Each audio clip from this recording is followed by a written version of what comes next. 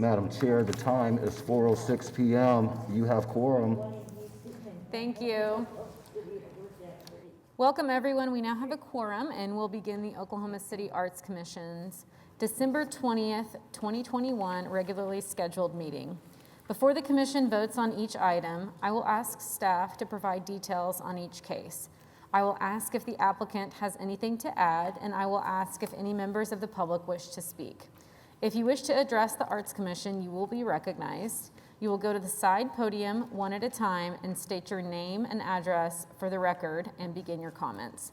Please limit those comments to no more than 3 minutes. We will now conduct a roll call. Mark, can you do that for us? Thank you, Madam Chair. Commissioner Bailey. Present. Commissioner Kovash. Present. Commissioner Salyer. Present. Commissioner Booker. Commissioner Chambers. Present. Commissioner Cooper. Present. Commissioner Duong. Present. Oh, Commissioner sorry. Eichmann. Present. Commissioner Hill. Present. Commissioner Loftus. Commissioner Mosant. Commissioner Ramirez. Commissioner Seward. Present. Commissioner Smalling. Present. Commissioner Williams. That completes the roll call, Madam Chair. You have quorum. Thank you. Our first item is item 2, approval of the meeting minutes from November 15th, 2021, our regular meeting. I hope everyone has read through the minutes, and if there are no corrections to be brought to our attention, I will entertain a motion in a second. Move approval. Commissioner Cooper with a motion and Commissioner Salyer with a second. Any further discussion? Hearing none, can we perform a roll call vote? Thank you, Madam Chair. Commissioner Bailey. Yes. Commissioner Kovash. Yes. Commissioner Salyer.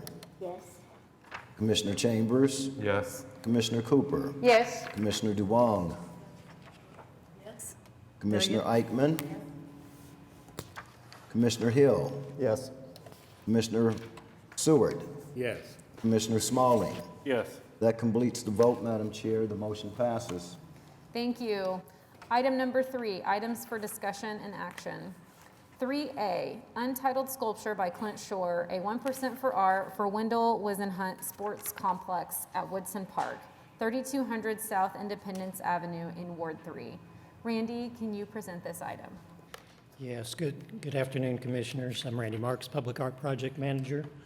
Let me double check about advancing this. So just Presentation in there, it'll pull up everything. there. Okay, great. So the currently untitled sculpture by Clint Shore, seen here in a photograph of a scaled model, was chosen by the selection committee for the public artwork for the Wendell Wisenhunt Sports Complex at Woodson Park.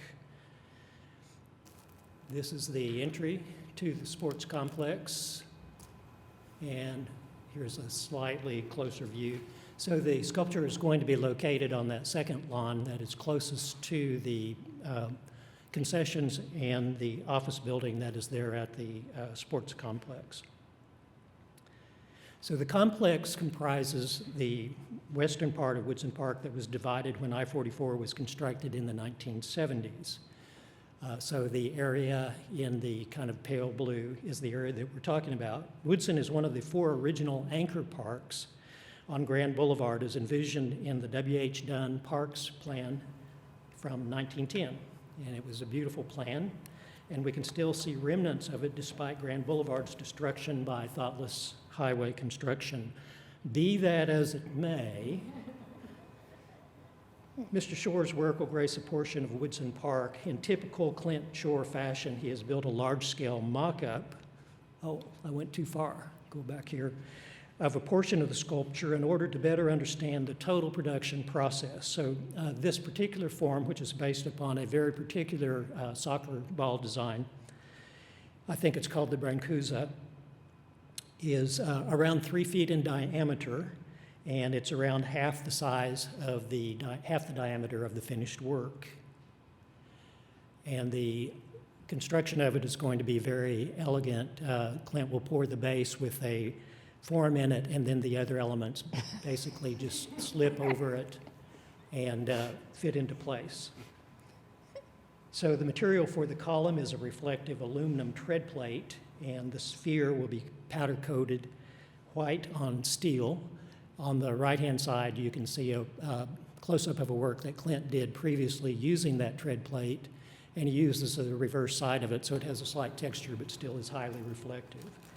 And I'll like to pass on to you that in the selection process after Clint was selected, the Parks representative on the selection committee was just utterly thrilled by what was chosen and saw the potential for using models of this as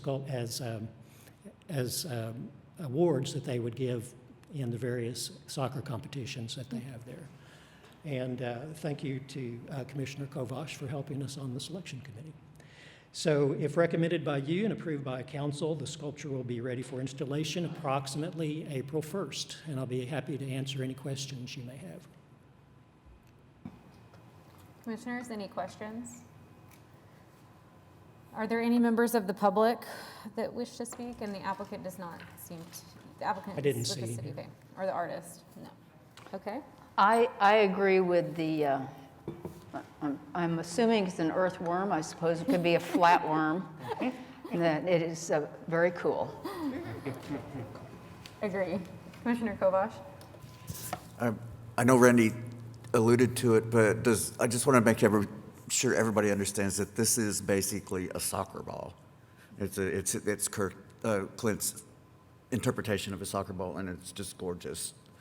We've seen models of it, and I can't say enough nice things about it, I guess. Thank you. Do we have a motion? I would make a motion that we recommend this. Second? Do we have any staff notes to include in our motion? I don't think we do on this one. It reads conditions for Vera and building permit is secured prior to installation. Would you edit your Yes, I recommendation? would edit my to- recommendation Okay. that we recommend it with the conditions as submitted. So we have a motion from Commissioner Salyer. Was there a second? Second. Second from Commissioner Cooper. Any further discussion? Hearing none, let's do a roll call vote. Thank you, Madam Chair. Commissioner Bailey, Yes. Commissioner Kovash, Yes. Commissioner Salyer, Yes. Commissioner Chambers, Yes. Commissioner Cooper, Yes. Commissioner Duong, Commissioner Eichmann, Yes. Commissioner Hill, Commissioner Seward, Commissioner Smalling. Yes. That completes the vote, Madam Chair. The motion passes. Item 3B, a donation of $100,000 from the Civic Center Foundation to aid in the acquisition of public art to be placed in the Civic Center at 210 North Walker Avenue in Ward 6. Randy, can you present this item? Thank you again. Again, a clarification. So this is acceptance, a recommendation of acceptance of a donation that will augment the 1% for Art project that, and the funds that were already earmarked for the Civic Center Music Hall. The current project at the center, at the Civic Center includes renovation of the main lobby. It takes a very fine touch. Right there. So this is the lobby of the Civic Center looking from the south to the north. And other construction is taking place on the north side of the building, but this is the location where the 1% for Art project has been decided to go. And very specifically, we're going to talk about these fixtures that are up there. The fixtures are artifacts of a 1990s renovation, and it has been determined that they need to leave the building. And the two locations in the red ovals are the areas that we're talking about for the location of the new public artwork, which will be lighted hanging sculptures. So this is a rendering that the architects have done of the renovated lobby, and you can see the two banquettes on either side. So the locations for the artwork would be directly above those banquettes. There is approximately $85,000 to $88,000 that will be available from 1% funds for the art award. The total 1% budget was around $106,000. But of course, by the time everything gets taken out, it leaves about $85,000 to $88,000, which was enough to do one lighted sculpture very well. But the architects and the client, who's the Civic Center Foundation, really wanted there to be two pieces. And so the foundation has stepped forward and has offered to donate $100,000 to be sure that we can have the level of artwork that is wanted for that building. This is a close-up of the bar that is in the inner lobby, so also part of the renovation. And then these are just some, we may see something like this proposed by some of the artists who are finalists. It will not surprise me. As a matter of fact, I really very much expect there to be some designs that are pretty radically different from this, maybe more modern, but definitely keeping with the Art Deco theme, and that would coordinate well with the building. So we'll go through our normal process, but we'll go through it with $185,000 to $190,000 instead of that lower figure, and it'll be announced in BidSync, and we'll go through our normal selection process. And just to bring you up to date on something else, this isn't part of the project, but just to let you know, you can see on the right, of course, Mike Larson's sculpture, the conductor, which is currently installed outside the Civic Center. The ballerina, which is currently housed in the lobby, will be moved outside the building and will be mounted on a pedestal to match that, and will mirror the conductor on the south side of the main entryway. Again, that's not part of the 1%. The foundation also is doing that, so thank you to the foundation for the great work that is being done to help out the art overall at the Civic Center. So, Madam Chairman, again, if I could maybe interject here, I just want to be sure for the record that it's clear that I serve on the Civic Center Foundation Board. Thank you. Does, Municipal Councilor, does that mean I should not vote? Okay, thank you. Unless you believe that it would impair your ability to make a fair and impartial recommendation. I do not believe that it does. So with your recommendation, this will go to council to accept the $100,000 donation from the Civic Center Foundation. Thank you. Do we have any questions from commissioners? Commissioner Kobosh. So I don't remember seeing a donation approval before. Is this going to be something we will see in the future if it comes up? Yes. Okay, thank you. That's all. I'm assuming that we did this, the last time I remember it specifically was on the Red Andrews project, which was almost 3 years ago, in which the Oklahoma City Midtown Rotary donated up to $10,000 for that project.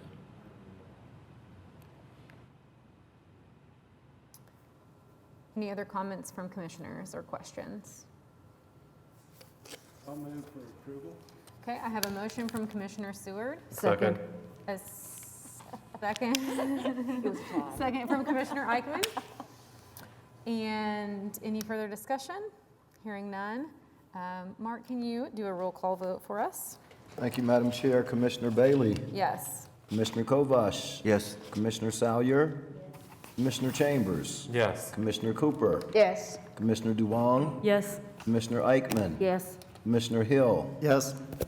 Commissioner Seward, Yes. Commissioner Smalling. Yes. That completes the vote, Madam Chair. The motion passes. Thank you. Thank you. Item 3C, this next item was deferred from our September 20th, 2021 meeting. It is called ACM Walkway Lights, a technical creation by Nathan Hendricks of True Facade, 25 South Oklahoma Avenue, Unit ACM on the Bricktown Canal, for Downtown OKC Partnership and ULI Oklahoma as part of their 2021 ULI micro grants. This is in Ward 7. Robbie, can you present this item? Yes, thank you. So you might recall this was deferred from the September docket because at the time this application became forward, even though it's on city property, it's still just right up on the ACM at UCO's development site. And so at that time, it seemed proper to go ahead and ask the applicant to meet with ACM at UCO to make sure there would be no issues. Also, the electricity that the applicant will use is something that, if you can see my cursor, the bridge right here, they already have some artwork there. and DOKC pays the bill on that, so it will also be pulled from that. This is one of the last remaining, I believe, DOKC ULI micro grant projects that you will see from this year. So, and it still has to go to Bricktown Design Review, but the applicant wanted to make sure that the Arts Commission recommended it before he did that. You can see here, this is a really bad Google Earth, just trying to kind of show you the proximity.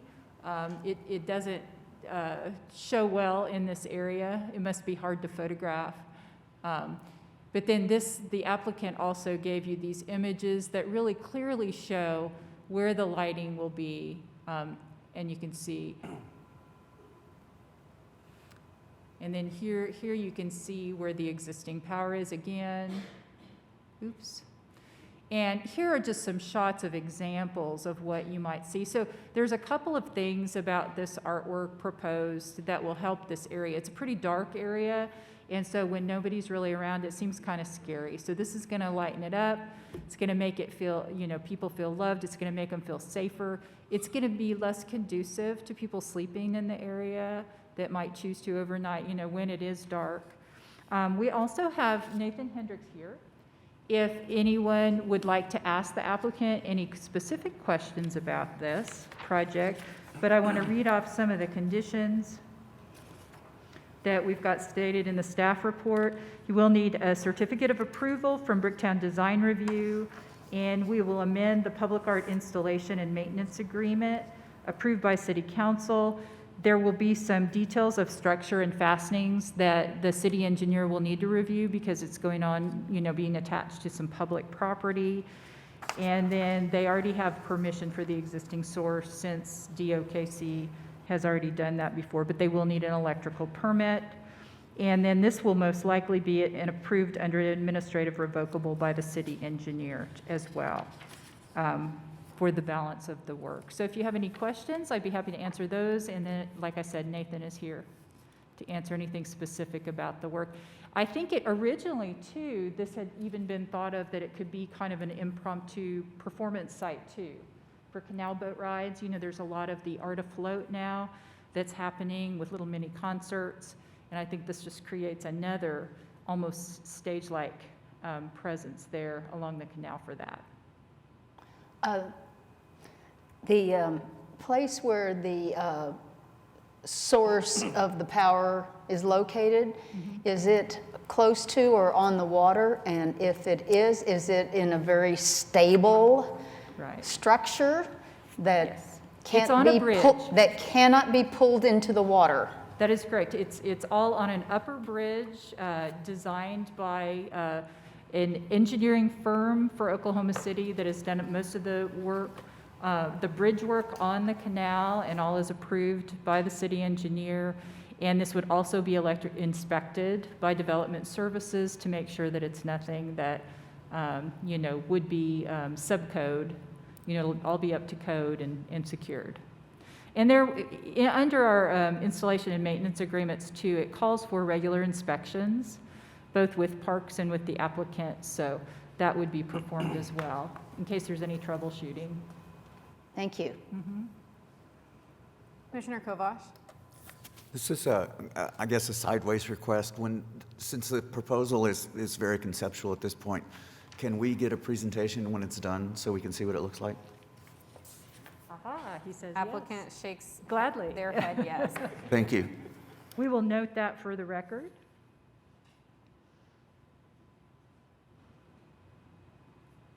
Commissioners, any additional questions or comments? Seeing none, I would open the floor for a motion with the 5 staff recommendations, if that person so chooses to include them. I would make that motion with the recommendations. That is Commissioner Eichmann with a motion and Commissioner Kovash with the second. Any further discussion? Hearing none. Can we do a roll call vote, Mark? Thank you, Madam Chair. Commissioner Bailey? Yes. Commissioner Kovash? Yes. Commissioner Salyer? Yes. Commissioner Chambers? Yes. Commissioner Cooper? Yes. Commissioner Duong? Yes. Commissioner Eichmann? Yes. Commissioner Hill? Yes. Commissioner Seward, Yes. Commissioner Smalley. Yes. That completes the vote, Madam Chair. The motion passes.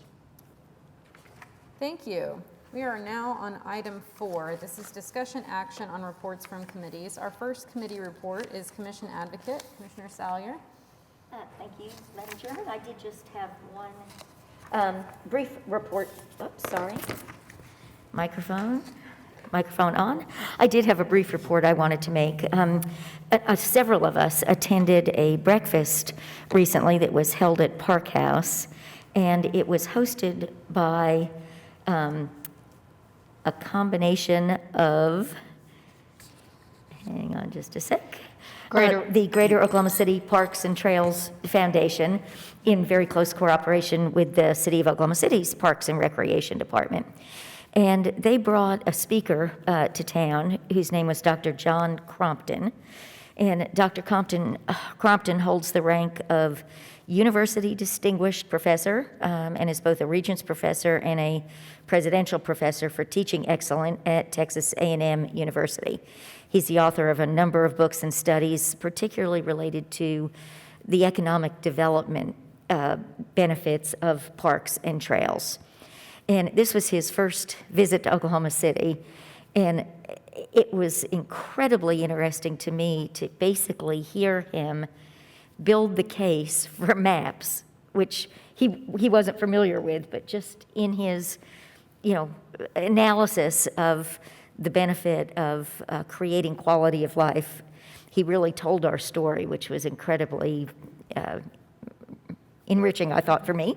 And the second thing was he talked so much about the values, across centuries of building parks, and then the increased property values that creates around it, and what that does for communities, which, again, to me, just told our story about tax increment financing and how incredibly successful Oklahoma City has been in using those tools that are very accepted in other communities. So we got to a Q&A moment, and he had never, as I said, he'd never been to Oklahoma City before, and he was asked, what struck him about our community and what he would recommend that we do to attract tourism and what kinds of things should we promote. And without hesitation, he talked about our amazing arts venues and, enumerated First Americans Museum, Oklahoma Contemporary, the Oklahoma City Museum of Art, the National Cowboy Museum, and the combination of all of these things that we've been able to put together over the years is something that he felt, was a regional and larger attribute that we perhaps weren't talking about as much as we should. And so I just wanted to make sure that this group was aware that from an outsider's perspective, the hard work that this commission has done for so many years and the arts community in pulling these things together is really recognized. That is my report. That was a really good presentation, I agree. Thank you for mentioning that in your report. The next committee is the Arts and Culture Building Trust Task Force. That is me and Commissioner Chambers, and I believe our report is that we will have a report after the first of the year. Is that Agreed. fair? Okay. I did just want to say, I drive that space all the time, and now that the police headquarters is coming down in such a significant way, the building on its own looks really great. It's beginning to stand out in a way that you didn't notice so much before. There are definitely lots of opportunities for this committee, and that may be the burden of the committee is to look at those opportunities and narrow down what is the best use of efforts on it, because as we've been seeing case studies from across the country, we realize that we do have some special things here that we can work with. So, yeah, agreed. Staff report is next. Okay, your two staff here have been going. We have currently 34 current 1% for art projects in process. We didn't have any installations of those 1% in the last month, but get ready because first quarter 2022, you're going to start seeing them roll in. You know, and remember, several of these are very large projects too, so they've been being worked on a long time. And we currently have 202 assets in the collection, and this also includes the zoo and the airport. And then we have 28 projects we're managing that are non-1% projects. These can range anywhere from major technical assistance to on a roundabout, say in Midtown, to managing the selection, contracting, and installation of the Homeland murals, which were under the Alliance. They can range from those to simple technical assistance too, where we're helping a group, you know, like Mesta Park, where we helped them walk through a selection process. SNI also falls in this category because we're using federal money. So, and then under our private sector completions, we track these by how many come to you for a permit. In the last month, we've had 3 of those. And that's our report. If you have any questions, please do ask. We'd love to Robbie, I think I woke up in the middle of the night the other day and just wondered where we were with our feather. On the feather? On the feather. Well, Randy, did you get a response yet today? Okay, we do get Randy bugs all of our 1% projects. Randy has a once-a-month reporting period that that he routinely sends out. And this was one we were just talking about, just Friday, in fact, that he was going to get a report on that this week. I mean, as far as we know, we're still on track for later in September, but we know there's still some engineering and lighting. Thank I you. can give just a little bit of an update on that. So the last conversation with Jason and Leslie was that they're still on track for a late July, August installation. So that's what we are anticipating at this time. And the project will actually go to downtown design review in January, which is a necessary step before it can be installed. So those are 2 things that are happening currently. They were working on engineering and lighting those very specific elements, and those are the ones that I'll be talking with them about tomorrow morning. Thank you. Excellent. Moving on to comments from commission members. I have an item from the chair I'd like to say. I think coming upon, we don't always have a December meeting, but we did today, and I think it's a time for us to look back at our accomplishments a little bit, and I can't help but think about that when we hear the staff report and see how many working projects there are. But this year, I kind of have a unique perspective because I have a new baby at home. And so you think about the last year a little differently with a 3-month-old. And I just realized what a different Oklahoma City she's going to grow up in than I did. And a lot of it is related to the work that our commission does. And she will not know a city that doesn't have murals and the feather and all of these lovely things. So it makes me kind of nostalgic, but it also makes me appreciate the volunteerism that you guys all do. And all of our commissions do, but especially you guys. And then also thanks to Randy and Robbie for helping facilitate those items. Have a good holiday season, everyone. Happy New Year. Any items from other commissioners? I've had another comment kind of in response to Commissioner Salyer regarding the comments of Professor Crompton, and that is, I think that we sort of have looked at art in Oklahoma City as these are things that people can, if they're here, they can go look at. But his perspective was those should be things that bring people to Oklahoma City. We have enough superior arts institutions and the quality and extent of our public art to make those reasons for people to come here, not just to see because they happen to be here for something else.